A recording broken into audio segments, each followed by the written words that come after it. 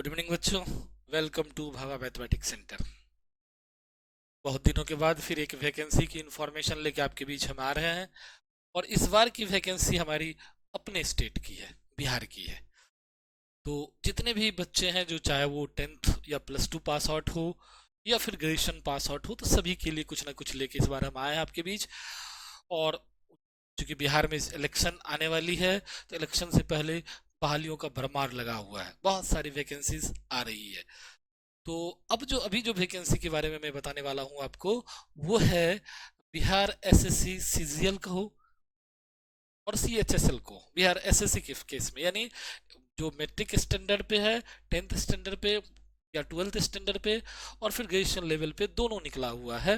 तो वो इन्फॉर्मेशन है इसके रिगार्डिंग। मेरे मेरे मेरा एक और इन्फॉर्मेशन आपको है कि इसकी बैच 1 सितंबर को शुरू हो रही है, 7 से 8 AM और 10 से 11 PM। 7 से 8 AM ऑफलाइन है और 10 से 11 PM ऑनलाइन है। क्लियर। और एक बैच और, अगर बच्चों की अच्छी तादाद रही, तो एक बैच इवनिंग में ऑफलाइन और शुरू होगी, वो होगा 5 से 6। ठीक। तो पहले अब देख लेते हैं क्या आपके पास इंफॉर्मेशन है। तो बिहार एसएससी सीजीएल 2025 अधिसूचना जारी। रिक्तियां है 14 से 81। ये आपको जो सीजीएल है, ग्रेजुएशन लेवल पर है ये पोस्ट। और सचिवालय में आपको काम मिलेगा। ठीक है। बहुत बेहतरीन पोस्ट है, अच्छी नौकरी है। आपको मैंने अभी दिखा रहा हूँ, इसके स्किल के बारे में भी जानकारी दे रहा हूँ। स्नातक स्तर पर पदों की भर्ती किया, महत्वपूर्ण रीतियां। सबसे पहले तो ये बात जरूरी है कि आवेदन 18 अगस्त से शुरू हो रहा है और आवेदन की तिथि लास्ट जो है 17 सितंबर है, यानी आपके पास अभी काफी समय है भरने का। पद का नाम शाखा सहायक शाखा अधिकारी। ठीक है। योजना सहायक, कनिष्ठ सांख्यिकी सहायक, डाटा एंट्री ऑपरेटर, काफी कम पोस्ट है डाटा एंट्री में। लेखा परीक्षक और लेखा परीक्षक सहकारी समिति। सबसे ज्यादा पोस्ट सहायक शाखा अधिकारी में है, जो कि काफी बेहतरीन पोस्ट है। काफी पैसे वाली जॉब है, रुतबा वाला जॉब है। तो आप मेरे से उम्मीद करते हैं कि जो लोग ग्रेजुएशन कर चुके हो, वो जरूर इस फॉर्म को भरें। शैक्षणिक योग्यता किसी भी विषय में स्नातक हो, ठीक है, कुछ पदों को छोड़कर। यानी जो छोटा मोटा पोस्ट है, जैसे कि वो आपको था एक पोस्ट है सांख्यिकी सहायक में, तो उसमें स्टैटिक्स या मैथ वाले को बढ़ेगा। या लेखा परीक्षक या लेखा परीक्षक सहकारी समिति, तो उसमें कॉमर्स वाले की रहेगी। तो उस पोस्ट को छोड़कर बाकी लोगों के लिए नॉर्मली ग्रेजुएशन ही काफी है। ठीक है।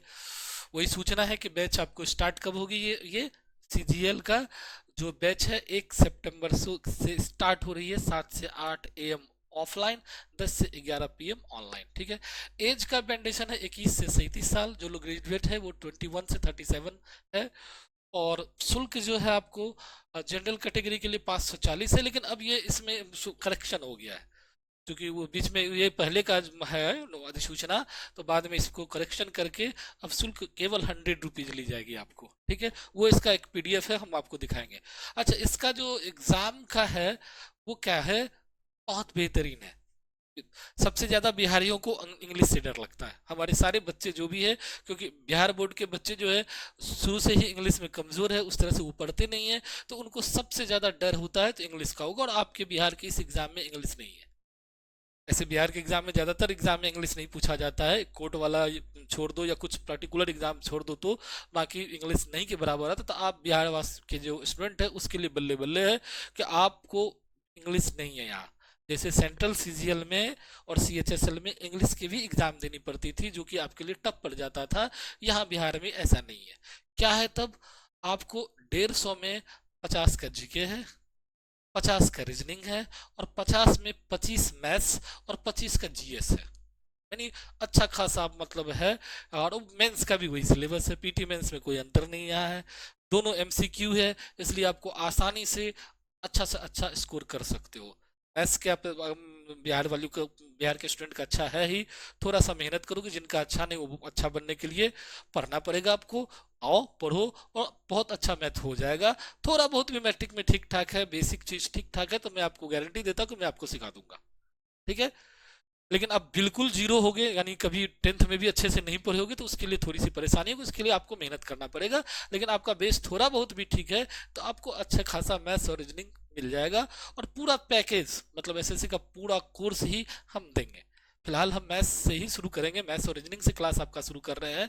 उसके जीएस जीके सारा कोर्स आपको मिल जाएगा, एक ही जगह मिल जाएगा, आपको इधर उधर घूमना नहीं पड़ेगा, ठीक है। तो आते हम लोग, नेगेटिव मार्किंग है, सबसे बड़ी बात है नेगेटिव मार्किंग है कि आंख मूंद के कोई जो मार्क देता है तो उसके लिए टेंशन वाली बात है। यहाँ अपने यहाँ जो तुक्का मार्क सिस्टम चलता है, तो तुक्का मार वाले यहाँ सावधान हो जाएंगे, क्योंकि नेगेटिव मार्किंग आपको है। 2 घंटे 15 मिनट का एग्जाम है आपको,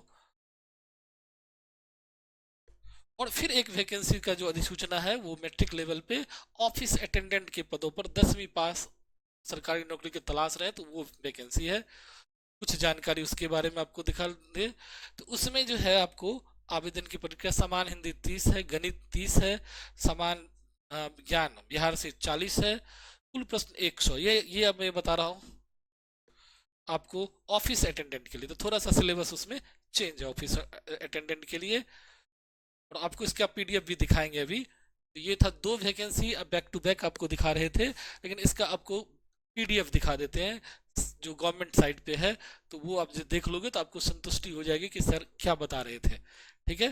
तो आपको हम गवर्नमेंट साइट से पीडीएफ ही दिखा देते हैं। चलिए पहले आइए, ये पीडीएफ है जो कि बिहार एसएससी की साइट से लिया गया है, तो जिससे आपको कन्फर्म, अभी जो था वो अधिसूचना था इससे पहले वाला, ये आपका मेन है।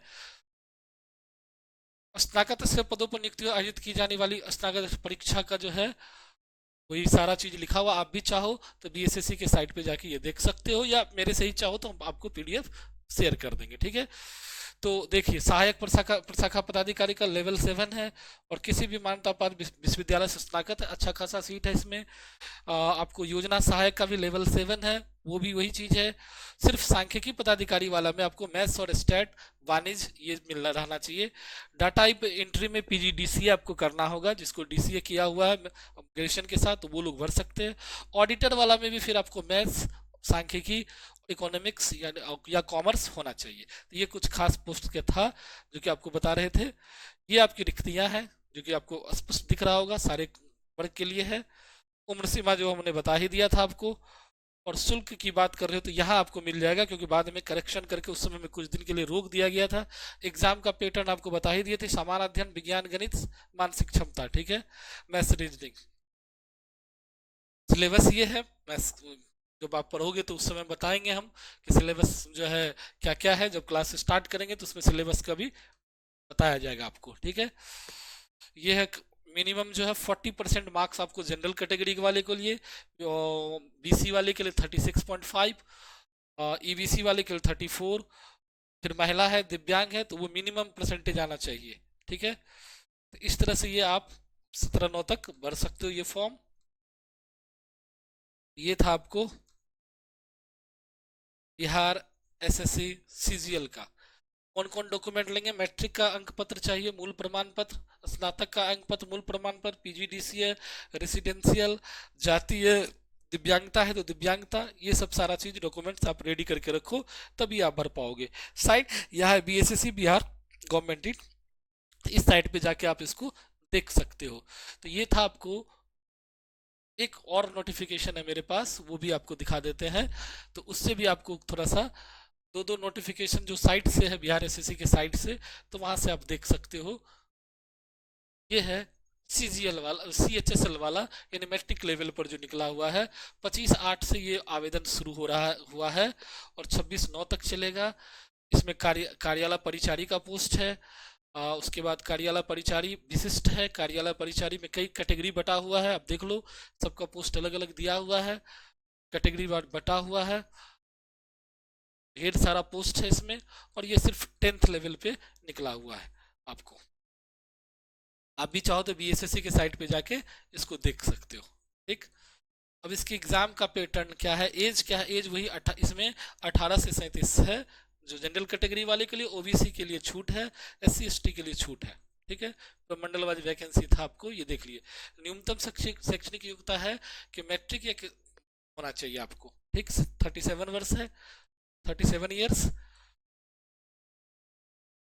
ये आपका पीडीएफ है, आप चाहो तो स्थिर से इसको पढ़ लेना, तभी फॉर्म फिलअप करना या इसके बारे में जो जानकारी चाहिए। हाँ, एग्जाम का पैटर्न है समान अंक गणित, समान ज्ञान और हिंदी। बहुत बढ़िया, ये तो समझो बेहतरीन आपके लिए है कि ये जो मैट्रिक लेवल पर जो परीक्षा है, मैथ्स है, जीके और हिंदी है।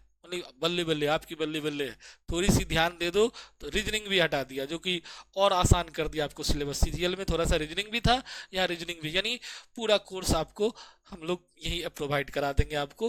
तो ये 3 पार्ट है इसका मैथ्स में, तो बहुत आसान है। थोड़ा सा मेहनत करेंगे, प्रैक्टिस करेंगे अच्छे ढंग से। सिलेबस भी दे दिया आपको, कितना कितना क्या पढ़ना है देख लीजिए। 30 अंक का मैथ है, समान ज्ञान 40 अंक का है और 30 अंक का हिंदी है। तो ये सारा टॉपिक अपने यहाँ यही हो जाएगा आपको, तो आपको आसानी से समझ में भी आ जाएगा। तो देख लिया आपने कितनी आसान, सिलेबस भी कितना इजी है। सिर्फ अब रहा कि सर सिलेबस भी इजी है और भर भी देंगे सर, लेकिन सिलेक्शन होगा कि नहीं है। देखो भैया, सिलेक्शन चूंकि भीड़ बहुत ज़्यादा होगी, ये तो तय है कि बिहार में है, मैट्रिक लेवल है, तो फॉर्म तो गिरेंगे ही, काफ़ी फॉर्म गिरेंगे। तो आप ये मत देखो कितना फॉर्म गिर रहा है, वो देखोगे तो कब से पहले ही अथा लगेगा कि मेरा होगा कि नहीं होगा। आपको अपनी तैयारी करनी है, ना कि दूसरों को देखना देखना है। अपना बिहार इसी में बर्बाद हो गया, दूसरों की नकल करने में, दूसरे को देखने में अपनी जिंदगी को बर्बाद कर लेता लोग। आप अपना सिलेबस देखो, जो आपका सिलेबस है, जो 100 मार्क्स का एग्जाम है, सिलेबस के अकॉर्डिंग आप अपना प्रिपरेशन जारी रखो।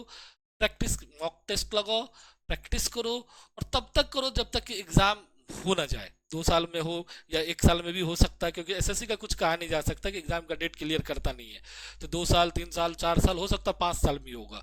तो ये जो देखोगे कि 8 लाख, 10 लाख या 15 लाख जो फॉर्म गिरेगा, सब लोग भरेंगे तो सब लोग, लेकिन उसमें से कुछ लोग क्या होगा, क्योंकि ये लंबा पीरियड चलेगा तो छोड़ देंगे पढ़ना। आधा आधी लोग पढ़ना ही छोड़ देंगे, या आधा आधी जो ज्ञानी लोग उनको लगेगा हम तो जाएंगे, एक ही दिन में कछुआ खरगोश की कहानी सुना होगा आप लोगों ने, तो उसी टाइप से सोचेगा हम एक ही दिन जाएंगे, तैयारी करेंगे, लिख देंगे। ऐसे लोगों का सिलेक्शन नहीं होता है। आपको रेगुलर प्रैक्टिस करना होगा जब तक एग्जाम नहीं हो जाए। यदि आपको नौकरी चाहिए तो, नौकरी नहीं चाहिए तब तो फिर कोई बात नहीं है, तब तो फिर ऐसे भर दो, देख लो एग्जाम कैसे होता है। तो एग्जाम के लिए आपको अभी से तैयारी करनी है, और अपने जो एग्जाम समय को, जो आपको 24 घंटा, उसमें से 3 से 4 घंटा अभी से प्रिपरेशन जारी कर दो। अगर डेट आ गया तो 4 घंटा को डबल ट्रिपल मल्टीप्लाई कर दो समय से, लेकिन अगर डेट लंबा जा रहा है तो ये 3-4 घंटा का प्रैक्टिस मेरा तब तक रहेगा जब तक कि एग्जाम ना हो जाए। ठीक है, आखिर वो क्वेश्चन देगा कहाँ से, ठीक है, उसको बाध्य कर देना है, सेटर को बाध्य कर देना कि आप दोगे कहाँ से।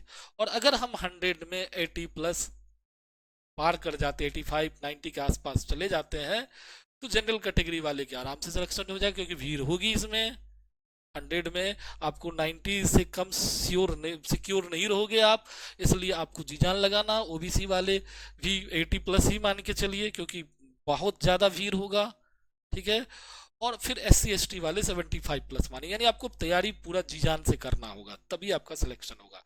तो जो भी बच्चे नौकरी के इच्छुक है, रिक्वायरमेंट है, पारिवारिक परिस्थिति प्रतिकूल है, यानी हमको सर नौकरी चाहिए, तो पागल की तरह भिड़ जाओ और आज से ही लग जाओ तैयारी। 1 दिन या 2 दिन डिस्टर्ब होकर फॉर्म भरने भरो और फिर आंख मूंद के लग जाओ। अगर मान लो तुमको खुद से हो जाए तैयारी और अच्छी बात है, ऑनलाइन मोड में घर बैठे हो जाए, क्योंकि बाहर नहीं जा सकते, तो वो भी अच्छी बात, वहां से भी प्रैक्टिस कर सकते हो। ढेर सारे ऑनलाइन मोड में आजकल मटेरियल है सिर्फ, लेकिन हमको मटेरियल पर फोकस करना है। इनका कंटेंट अच्छा है, कौन अच्छा पढ़ाते, किससे तुम सीख सकते हो, उन्हीं से पढ़ना चाहिए। इधर उधर बौखना, 10 तरह का चीज में बौखने से, अभी फिर एक चीज क्यों होती है कि सिलेक्शन नहीं होने के पीछे क्यों होता है कि हम लोग वो एक चीज पर फिक्स नहीं रहते हैं, वेरिएशन लाते रहते, कभी इससे कभी इससे कभी, तो ऐसे लोगों का सिलेक्शन नहीं होगा, ऐसे लोग परेशान हो जाते हैं। ठीक है, तो आपको एक फिक्स माइंड बनाना, सेटअप करना है, और फिर फिक्स टीचर को भी करना है कि हम इन्हीं से पढ़ेंगे या इन्हीं से पढ़ना चाहिए, तो फिर उनको फिक्स कर लेना है और फिर उस हिसाब से प्रिपरेशन करना है। ठीक है, प्रैक्टिस लेकिन डेली करनी पड़ेगी, तभी आपका हो पाएगा। ठीक, चलिए नेक्स्ट फिर मिलते हैं कि इसका सिलेबस के अकॉर्डिंग कैसे कौन किताब लेना चाहिए, कैसे पढ़ना चाहिए, इस पर आएंगे। आज सिर्फ हम आपको एक इन्फॉर्मेशन शेयर किए कि 2 बैक टू बैक वैकेंसी आई है। एक सीजीएल की है, एसएससी बिहार एसएससी सीजीएल 4 नाम है इसका, यानी सचिवालय में आप सहायक एक तरह से कह सकते हो, ये पोस्ट है आपके लिए। बेहतरीन वैकेंसी, ग्रेजुएशन लेवल पर है और बहुत लेवल 7 का पोस्ट है, मज़ेदार पोस्ट है। और दूसरी वैकेंसी मैट्रिक लेवल पर आई है, ऑफिस जो है अटेंडेंट का, यानी परिचारी का। तो वो भी कार्यालय परिचारी का बेहतरीन पोस्ट वो भी है। और आपको ये बताते हुए कि आप आज से ही इस तैयारी में भिड़ जाओ, और जब तक एग्ज़ाम ना हो जाए, क्योंकि ये बिहार है, यहाँ फिक्स नहीं है, कोई कैलेंडर नहीं है एसएससी का। और एसएससी में धांधली का भी कई बार आरोप लगा, बिहार एसएससी को भी कई बार आरोप लगा है। लेकिन हमको उस सब में नहीं जाना है, हमको ईमानदारी से प्रयास करना, और आज से ही लेके जब तक एग्ज़ाम ना हो जाए तब तक हमको इसी के प्रति समर्पित हो जाना है। जरूर सिलेक्शन होगा, कोई काल नहीं काट सकता है। ठीक। तो ये कहते हुए आज हम आपसे जो है फिर एक नया इन्फॉर्मेशन लेके आएंगे आपके बीच। ये कहते हुए आज हम आपसे विदा लेते हैं। जय हिंद बच्चों।